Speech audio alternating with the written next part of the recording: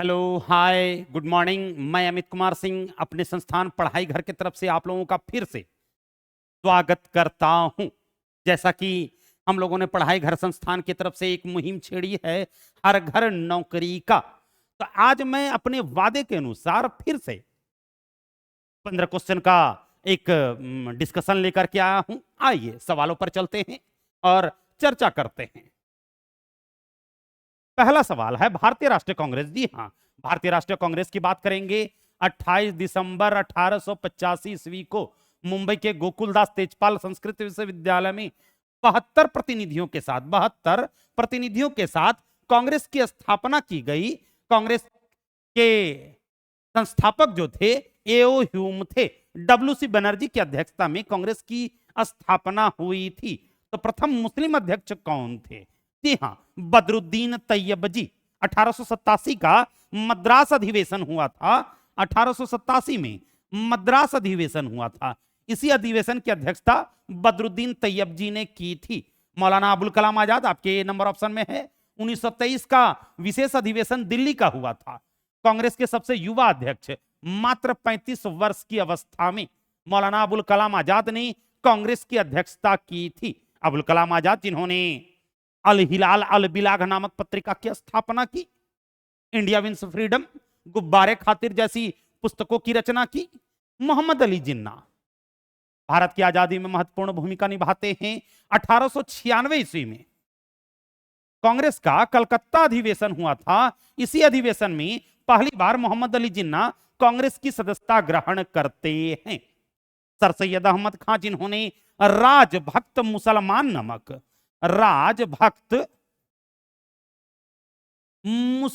नामक पुस्तक की रचना की। 1864 ईस्वी में साइंटिफिक सोसाइटी की स्थापना सर सैयद अहमद खां के द्वारा ही की गई थी। इन्होंने 1875 ईस्वी में मोहम्मडन एंग्लो ओरिएंटल कॉलेज की स्थापना की, जो आगे चल करके अलीगढ़ मुस्लिम यूनिवर्सिटी में 1920 ईस्वी में परिणत हुआ। सर सैयद अहमद खां कांग्रेस के कट्टर विरोधी थे। दादा भाई नौरोजी के धन निष्कासन सिद्धांत का कट्टर विरोध सर सैयद अहमद खां के द्वारा ही किया गया था। आइए अगले सवाल पर चर्चा करते हैं। ऐसे भी सर सैयद अहमद खां को मुसलमानों के पुनर्जागरण का अग्रदूत कहकर भी पुकारा जाता है। चलिए दूसरा नंबर सवाल। महात्मा गांधी ने व्यक्तिगत सत्याग्रह आंदोलन, कहा जाता है 17 अक्टूबर 1940 ईस्वी को व्यक्तिगत सत्याग्रह आंदोलन चलाया था महाराष्ट्र के पवनार आश्रम से। तो याद रखेंगे कि पवनार आश्रम जो है इसका गठन कब हुआ था? पवनार आश्रम का गठन 1934 ईस्वी में महाराष्ट्र के वर्धा जिले के धाम नदी के किनारे विनोबा भावे के द्वारा पवनार आश्रम की स्थापना की गई थी। और इसी पवनार आश्रम से 17 अक्टूबर 1940 ईस्वी को गांधी जी ने व्यक्तिगत सत्याग्रह आंदोलन चलाया था, जिसके प्रथम सत्याग्रही कौन थे? तो विनोबा भावे थे। जी हां, विनोबा भावे जिन्होंने 18 अप्रैल 1951 ईस्वी को भूदान आंदोलन भी चलाया था। 18 अप्रैल 1951 ईस्वी को भूदान आंदोलन भी चलाया था। यही भूदान आंदोलन आगे चल करके वर्ष 1954 ईस्वी में ग्रामदान आंदोलन में परिणत हुआ। ग्रामदान आंदोलन में परिणत हुआ। पहला जो ग्रामदान किया गया वो उड़ीसा में किया गया। वहीं भूदान आंदोलन जो है वर्तमान आंध्र प्रदेश के नलगोंडा जिले के पोचमपल्ली ग्राम से भूदान आंदोलन की शुरुआत हुई। पहले सत्याग्रही विनोबा भावे, दूसरे सत्याग्रही जवाहरलाल नेहरू थे, तीसरे सत्याग्रही ब्रह्मदत्त थे और चौथे सत्याग्रही मौलाना मजहरुल हक।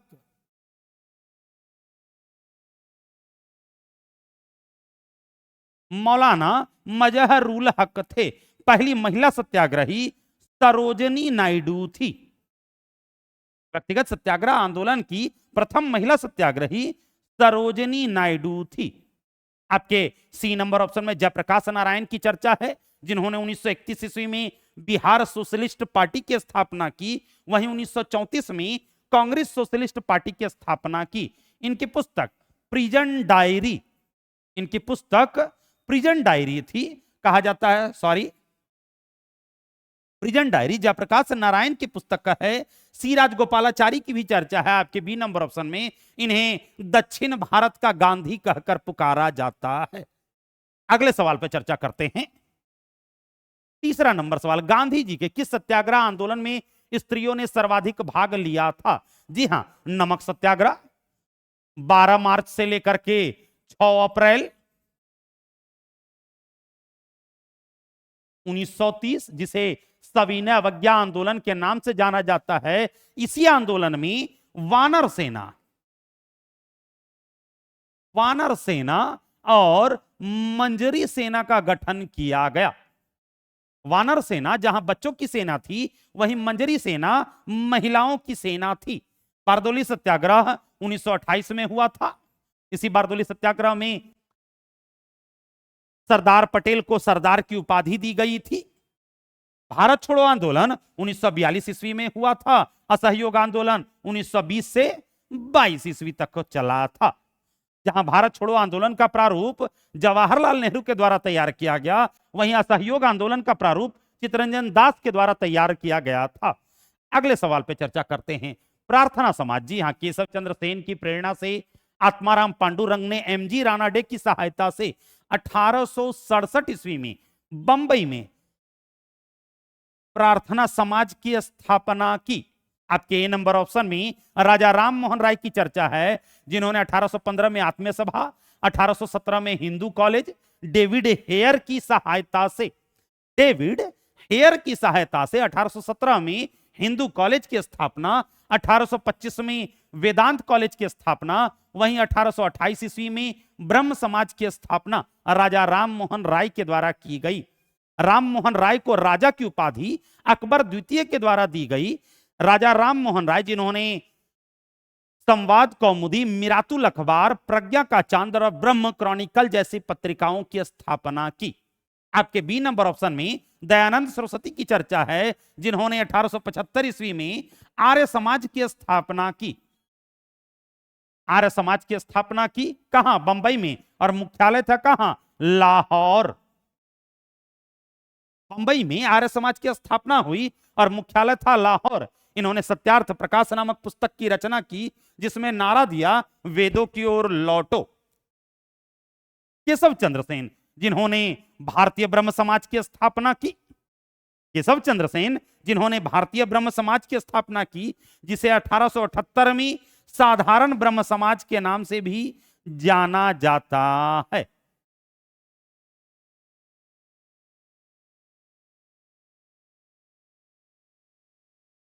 अगले सवाल पर चर्चा करते हैं। मुगल सम्राट जहांगीर, जी हां, चित्रकला का स्वर्णिम युग जहांगीर के काल को कहा जाता है। जहांगीर का मकबरा कहां है? तो लाहौर में है। बाबर का मकबरा कहां है? बाबर का मकबरा कहां है? तो काबुल में है। हुमायूं का मकबरा कहां है? तो दिल्ली में है। अकबर का मकबरा कहां है? तो सिकंदरा, बोले तो आगरा में है। जहांगीर का मकबरा लाहौर में है। शाहजहां का मकबरा आगरा में है। वहीं औरंगजेब का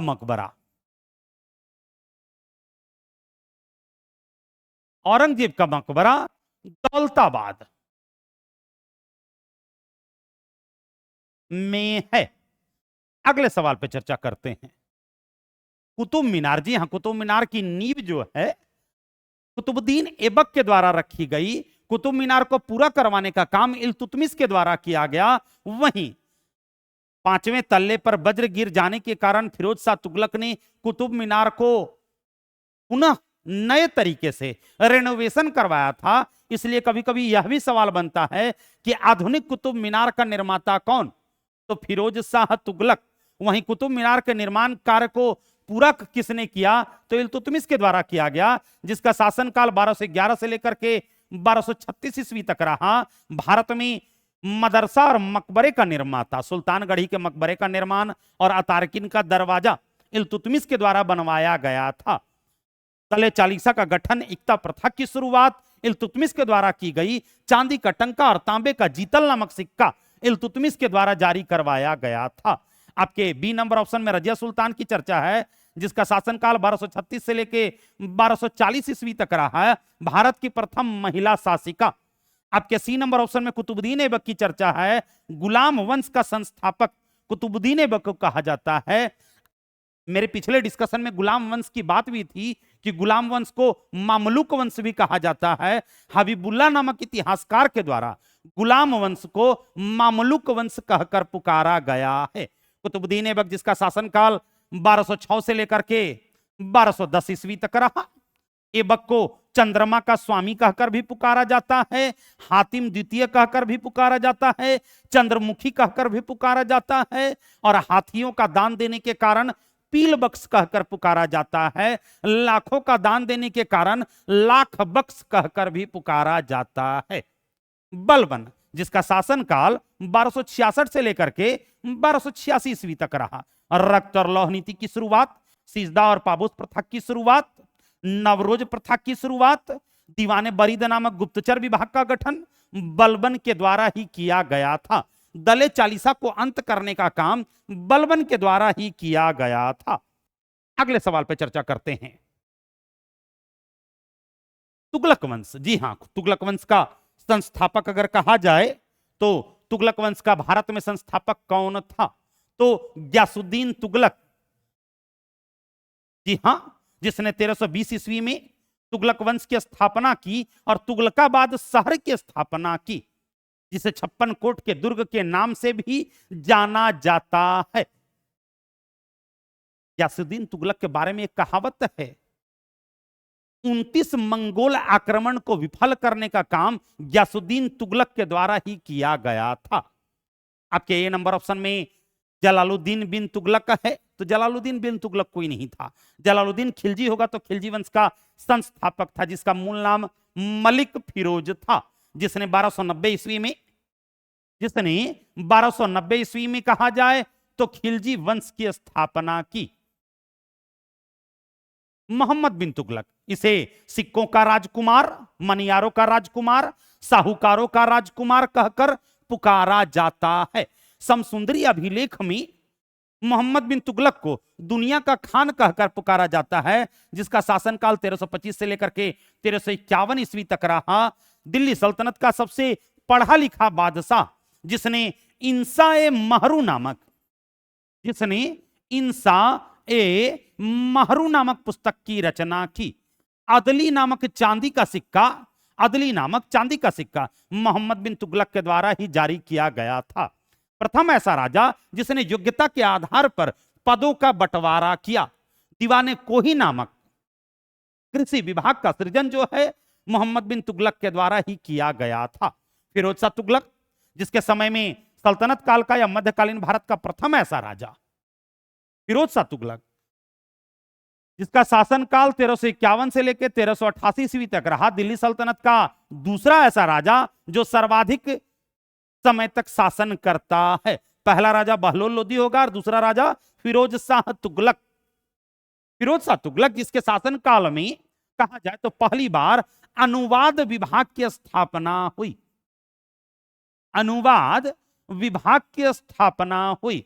कहा जाता है राग दर्पण, जो दामोदर पंडित की पुस्तक है, गुप्त काल में लिखी गई थी, राग दर्पण का फारसी अनुवाद अपाउद्दीन के द्वारा किया गया था।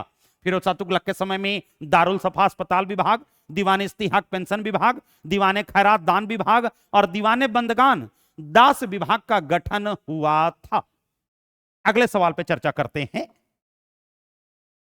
चंगेज खां, जी हां, चंगेज खां कहा जाता है मनसबदारी व्यवस्था। मनसबदारी व्यवस्था चंगेज खां के द्वारा शुरू की गई थी, मंगोलों की देन थी और अकबर ने इसे 1575 में मनसबदारी व्यवस्था को भारत में लागू किया था, जिसका प्रारूप अबू सईद के द्वारा तैयार किया गया। अकबर के समय में उसके दरबारी अबू सईद के द्वारा मनसबदारी व्यवस्था का प्रारूप तैयार किया गया था। अकबर ने 1575 में और चंगेज खां ने 1275 ईस्वी में मनसबदारी व्यवस्था लागू की थी। तो मंगोलों ने भारत पर किसके समय में आक्रमण किया था। चंगेज खां के नेतृत्व में मंगोलों ने भारत पर किसके शासनकाल में हमला किया था? तो इल्तुतमिश के समय में 1221 ईस्वी में। चलिए, सर्वाधिक मंगोल आक्रमण अगर कहा जाए पूछेगा तो अलाउद्दीन खिलजी के समय में, अलाउद्दीन खिलजी के समय में 6 मंगोल आक्रमण हुए थे। अगले सवाल पे चर्चा करते हैं। दिल्ली स्थित पुराना किला का निर्माण किसने करवाया था? तो शेर शाह सूरी के द्वारा पुराने किले का निर्माण करवाया गया।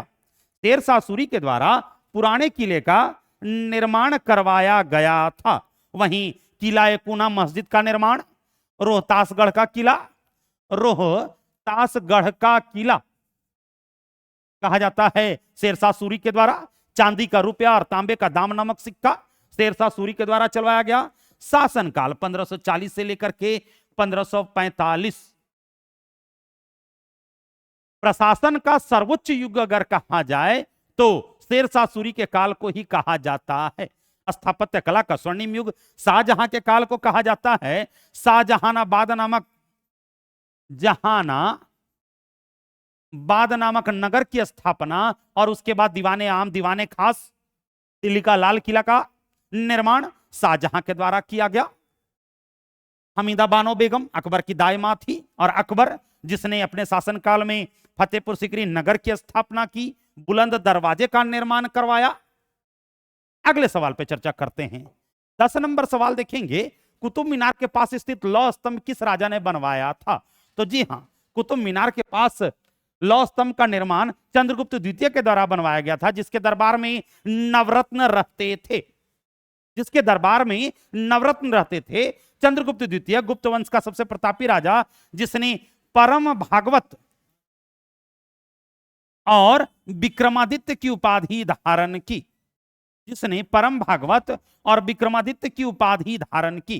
कहा जाए परम भागवत और विक्रमादित्य की उपाधि धारण करने वाला प्राचीन भारत का प्रथम राजा चंद्रगुप्त द्वितीय था। स्कंदगुप्त जिसने हूनों के आक्रमण को विफल किया था, रामगुप्त जो चंद्रगुप्त द्वितीय से पहले गद्दी पर बैठा था, समुद्रगुप्त जिसके समय में प्रयाग प्रशस्ति की रचना हुई, इसके दरबार में हरिसेन रहते थे। समुद्रगुप्त को 100 युद्धों का विजेता कहा जाता है। भारत का नेपोलियन कहकर पुकारा गया है विंसेंट स्मिथ के द्वारा समुद्रगुप्त को। अगले सवाल पर चर्चा करते हैं। 11 नंबर सवाल, नालंदा विश्वविद्यालय को नष्ट करने वाला मुस्लिम आक्रमणकारी? जी हां, मोहम्मद बिन बख्तियार खिलजी के द्वारा लक्ष्मण सेन के शासनकाल में नालंदा विश्वविद्यालय को ध्वस्त किया गया था। विक्रमशिला विश्वविद्यालय को भी ध्वस्त करने का काम बख्तियार खिलजी के द्वारा ही किया गया। आपके डी नंबर ऑप्शन में मोहम्मद बिन कासिम की चर्चा है। 712 ईस्वी में राबर के युद्ध में, राबर के युद्ध में इस्लाम का उदय भारत में इसी समय होता है, आगमन होता है 712 ईस्वी में ही। 712 ईस्वी में राबर के युद्ध में कहा जाए तो मोहम्मद बिन कासिम ने सिंध के राजा दाहिर को पराजित किया था और जजिया कर भारत में पहली बार, जजिया कर भारत में पहली बार मोहम्मद बिन कासिम के द्वारा ही लगाया गया था। अलाउद्दीन खिलजी, खिलजी वंश का वास्तविक संस्थापक कहा जाता है, दिल्ली सल्तनत का प्रतापी राजा जिसका शासनकाल 1296 से लेकर के 1316 ईस्वी तक रहा। बाजार व्यवस्था की शुरुआत, सैनिकों को नकद वेतन देने की शुरुआत, भूमि मापने के लिए पहली बार मसाहत पद्धति की शुरुआत अलाउद्दीन खिलजी के द्वारा ही की गई थी। घड़ी कर और चरी कर, दाग और हुलिया प्रथा की शुरुआत अलाउद्दीन खिलजी के द्वारा ही की गई थी। निम्नलिखित में से किस राजपूत राजा ने मोहम्मद गोरी को पहली बार हराया था? तो पृथ्वीराज द्वितीय नहीं होगा, पृथ्वीराज तृतीय होगा, जिसे राय पिथौरा या पृथ्वीराज चौहान के नाम से जाना जाता है। आंसर हो जाएगा पृथ्वीराज तृतीय। 1191 ईस्वी में तराइन के पहले युद्ध में मोहम्मद गोरी को हराया गया था। जयचंद जो 1194 में चंदावर के युद्ध में, चंदावर के युद्ध में 1194 ईस्वी में मोहम्मद गौरी से पराजित होता है। भीम द्वितीय चालुक्य वंशीय राजा था। अगले सवाल पे चर्चा करते हैं। बुद्ध ने अपने जीवन की अंतिम वर्षा ऋतु कहां बिताई थी? जी हां, बुद्ध ने अपने जीवन की अंतिम वर्षा ऋतु वैशाली के बैदोलिया गांव में, वैशाली के वैदोलिया गांव में, वैदोलिया ग्राम में बिताया था। महात्मा बुद्ध की मृत्यु कुशीनगर में हुई थी। अगले सवाल पर चर्चा करते हैं। भारत में पुनर्जागरण आंदोलन का अग्रदूत किसे कहा जाता है? जी हां, राजा राम मोहन राय को, जिन्हें भारतीय पुनर्जागरण का अग्रदूत, आधुनिक भारत का पिता और राष्ट्रीय प्रेस का संस्थापक कहकर पुकारा जाता है। इन्हें भारतीय पुनर्जागरण का युगदूत कहकर पुकारा जाता है। आपके बी नंबर ऑप्शन में ईश्वर चंद्र विद्यासागर की चर्चा है, जिन्होंने सोम प्रकाश पत्रिका की स्थापना की थी। वर्नाक्यूलर प्रेस एक्ट के तहत इसी पत्रिका को प्रतिबंध किया गया था। 1878 में वर्नाक्यूलर प्रेस एक्ट आया था और इसी पत्रिका को, सोम प्रकाश पत्रिका को प्रतिबंध किया गया था। वहीं ईश्वर चंद्र विद्यासागर, जिन्होंने विधवा पुनर्विवाह लागू करवाने में महत्वपूर्ण भूमिका निभाई थी, 1856 ईस्वी में। स्वामी विवेकानंद की चर्चा है, जिन्होंने 1893 ईस्वी में शिकागो में विश्व धर्म सम्मेलन में भाग लिया था। 1889 में बेलूर मठ की स्थापना करते हैं। वहीं 1897 ईस्वी में रामकृष्ण मिशन की स्थापना करते हैं। राजयोग, हठ योग, ज्ञान योग, प्रेम योग, कर्म योग जैसी पुस्तकों की रचना स्वामी विवेकानंद के द्वारा ही की गई थी। अगले सवाल पे चर्चा करते हैं। संभवतः ये अंतिम सवाल होगा। 1919 में जलियांवाला बाग कांड के समय, जी हां, जलियांवाला बाग कांड जो हुआ था 13 अप्रैल 1919 ईस्वी को हुआ था। जलियांवाला बाग कांड के समय भारत का वायसराय कौन था? तो लॉर्ड चेम्सफोर्ड थे। शासनकाल 1916 से लेकर के 1921 ईस्वी तक रहा। जी हां, कहा जाता है कि जलियांवाला बाग हत्याकांड के समय वायसराय लॉर्ड चेम्सफोर्ड थे। लॉर्ड चेम्सफोर्ड के ही शासनकाल में कहा जाए तो 1917 का चंपारण सत्याग्रह हुआ था। 1918 का अहमदाबाद मिल मजदूर आंदोलन, खेड़ा सत्याग्रह। 1919 में खिलाफत आंदोलन हुआ था और 1919 में जलियांवाला बाग हत्याकांड भी हुआ था। लॉर्ड चेम्सफोर्ड के शासनकाल में 1920 में असहयोग आंदोलन भी हुआ था। आपके ए नंबर ऑप्शन में लॉर्ड रीडिंग की चर्चा है, पहले यहूदी वायसराय, जिसके समय में 1922 ईस्वी में दिल्ली यूनिवर्सिटी की स्थापना हुई थी। लॉर्ड डलहौजी का शासनकाल था 1856 से लेकर के 61, डलहौजी का शासनकाल 1848 से लेकर के 56। डाक सेवा, तार सेवा, रेल सेवा, डाक सेवा, तार सेवा, रेल सेवा, लोक निर्माण विभाग की स्थापना, बोला जाए तो पीडब्ल्यूडी विभाग की स्थापना डलहौजी के समय में हुई थी। आपके डी नंबर ऑप्शन में लॉर्ड मिंटो की चर्चा है। एक लॉर्ड मिंटो प्रथम थे, जिनका शासनकाल 1807 से लेकर के 1813 ईस्वी तक रहा, जिसके समय में अमृतसर की संधि हुई थी 1809 ईस्वी में। एक लॉर्ड मिंटो द्वितीय थे, जिसका शासनकाल 1905 से लेकर के 1910 ईस्वी तक रहा, जिसके समय में न केवल मुस्लिम लीग का गठन हुआ अपितु कांग्रेस का 1907 में विभाजन होता है। 1909 का मार्ले मिंटो सुधार भी आता है। आज के लिए इतना ही। अगर पढ़ाई घर का डिस्कशन आपको अच्छा लगे, मुझे लगता है मुझे बार बार बोलने की जरूरत नहीं है। अगर डिस्कशन अच्छा लगे तो आप इसे लाइक करें, सब्सक्राइब करें और दोस्तों के बीच जरूर से जरूर शेयर करें। धन्यवाद।